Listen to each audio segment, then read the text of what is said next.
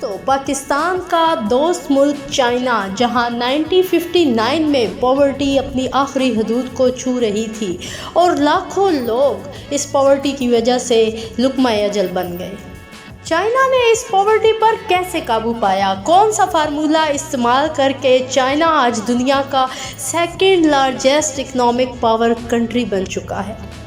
China کو ایک largest economic power بننے میں کن کن حالات سے گزرنا پڑا، ان سب حقائق سے پردہ اٹھائیں گے ہم اس ویڈیو میں۔ بسم اللہ الرحمن الرحیم۔ السلام علیکم دوستو، میں ہوں تنزیلہ سلمان اور آپ دیکھ رہے ہیں میرا YouTube channel Tanzeela Salman official. میری آپ سب سے گزارش ہے کہ ویڈیو شروع کرنے سے پہلے کہ میرے چینل کو سبسکرائب کر دیں اور اگر میری ویڈیو اچھی لگے تو اسے لائک اور شیئر ضرور کیجیے گا اور پوری بات جاننے کے لیے ویڈیو کو آخر تک لازمی دیکھیے گا۔ دوستو، 1947 میں جب بر صغیر پاک و ہند کی تقسیم ہوئی، ٹھیک اس کے 2 سال بعد 1949 میں چائنا کو آزادی ملی۔ آزادی سے پہلے چائنا پر جاپانیوں کا قبضہ تھا، جاپانیوں نے ان پہ طرح طرح کے مظالم کیے۔ پھر سیکنڈ جنگ عظیم میں چائنا جاپان کے خلاف ڈٹ کر لڑا، جس سے چائنا کو فتح حاصل ہوئی اور جاپانیز کو شکست ہو گئی۔ اس کے علاوہ چائنا میں ایک سول وار بھی چل رہی تھی جو 1937 سے 1949 تک لڑی گئی۔ اس وار میں کمیونسٹ چائنیز جیت جاتی ہے جبکہ نیشنلسٹ پارٹی کو شکست ہوتی ہے اور وہ قریب کے جزیرے پہ جا کر آباد ہو جاتے ہیں جسے آج کل تائیوان کہا جاتا ہے۔ پھر چائنا میں 1 اکتوبر 1949 کو ماؤ زیڈونگ کا راج شروع ہوتا ہے۔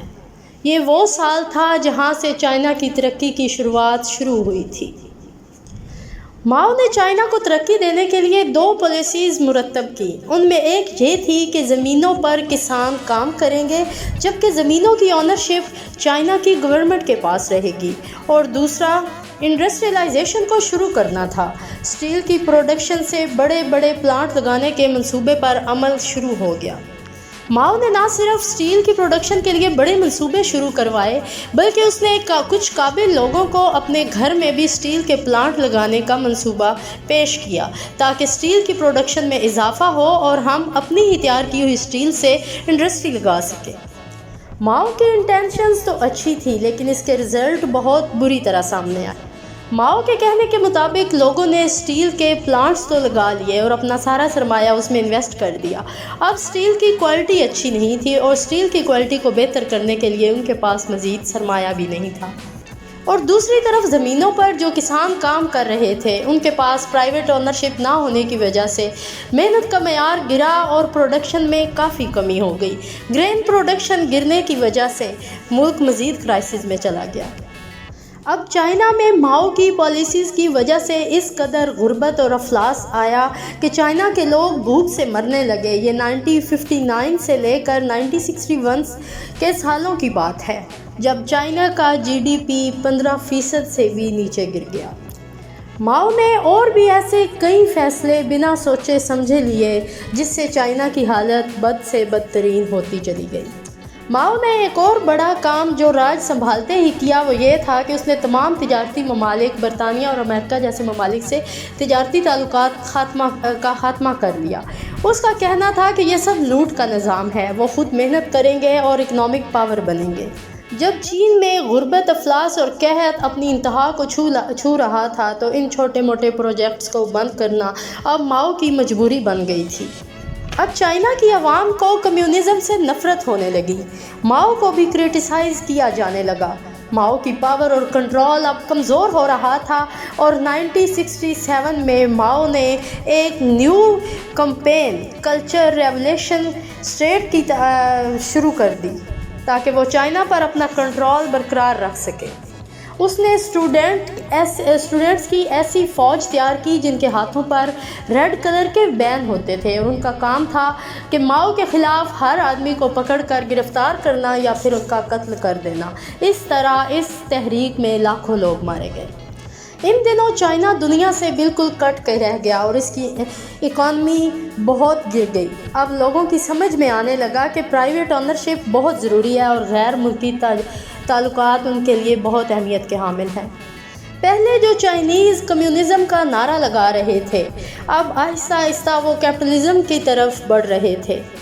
اب ترقی کرنے کے لیے اور ترقی کے لیے تمام مقاصد حاصل کرنے کے لیے ضروری تھا کہ وہ ان تمام ممالک سے اپنے تعلقات استوار کریں جو عالمی مارکیٹ منڈی پہ چھائے ہوئے ہیں۔ اب چائنا نے امریکہ سے اپنے تعلقات قائم کرنے شروع کیے اور چائنا اور امریکہ کے تعلقات نے پاکستان نے بھرپور کردار ادا کیا۔ دوستو، 1971 میں امریکہ کے وزیر خارجہ نے پاکستانی طیارے میں چائنا کا خفیہ دورہ کیا، جس کے بعد 1972 میں امریکہ کے صدر رچرڈ نیکسن نے چین کا دورہ کیا۔ اس طرح دونوں ممالک اب ایک دوسرے کے قریب ہو رہے تھے اور یہ ترقی کی راہ پر چین کا پہلا قدم تھا۔ اب چین کی ترقی کا دوسرا مرحلہ شروع ہو رہا تھا جسے کیپٹلزم کہا جاتا ہے۔ اب چین کو ایک ایسی لیڈرشپ کی ضرورت تھی جس کی سرپرستی میں وہ ترقی کی منازل طے کر سکتا۔ یہ لیڈرشپ ان کو نیو صدر ڈین یانگ پنگ سے ملی۔ 1976 میں جب ماؤ کی وفات ہو گئی تو ڈین یانگ پنگ چین کے صدر بن گئے۔ ڈین نے کمیونزم کی جگہ سرمایہ دارانہ نظام کو متعارف کروایا۔ اقتدار سنبھالتے ہی انہوں نے ریفارم کا سلسلہ شروع کیا اور 1981 میں چین کے صدر نے امریکہ کا دورہ کیا۔ یہ کسی بھی چینی صدر کا امریکہ کا پہلا دورہ تھا، جس سے دنیا کو یہ پیغام ملا کہ اب چین کمیونزم کو چھوڑ کر دنیا کے ساتھ قدم سے قدم ملا کر چلنا چاہتا ہے۔ ڈین نے اب واپس آتے ہی غیر ملکی سرمایہ کاروں کے لیے اپنے ملک میں راہیں ہموار کرنا شروع کر دی۔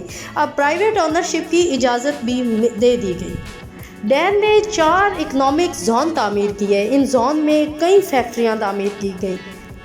ان فیکٹریوں کو بیرون ملک اپنا سامان فروخت کرنے کی مکمل آزادی دی گئی۔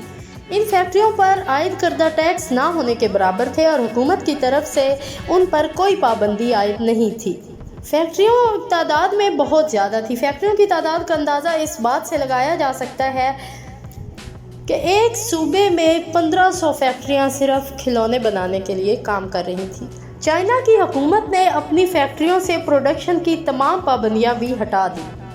چائنا نے جب اپنی پروڈکٹس عالمی منڈی میں فروخت کے لیے پیش کی تو انہوں نے ایک عقل مندانہ فیصلہ یہ کیا کہ انہوں نے اپنی پروڈکٹس کے ریٹ اپنی کرنسی کے حساب سے رکھے، نہ کہ ڈالر کے حساب سے۔ اس لیے سستی ہونے کی وجہ سے ان کی اشیاء کی مقبولیت دن دگنی رات چگنی ترقی کرنے لگی۔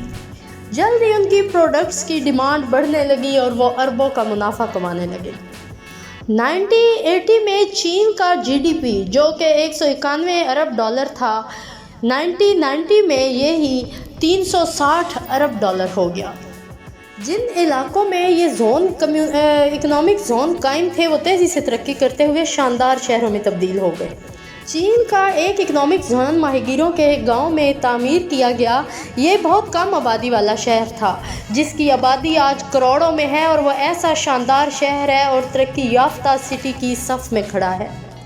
1989 میں چائنا نے اکنامک زون کو پورے ملک میں نافذ کر دیا۔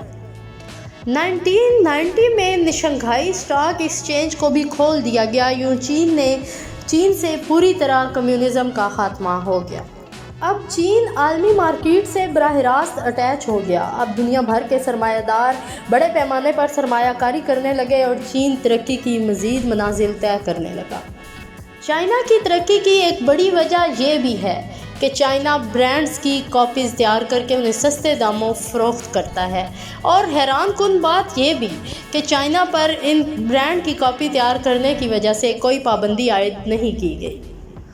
جب چائنا نے ورلڈ ٹریڈ سینٹر میں رکنیت حاصل کرنا چاہی تو امریکہ نے اس کی مخالفت کرنے کے بجائے چائنا کا ساتھ دیا۔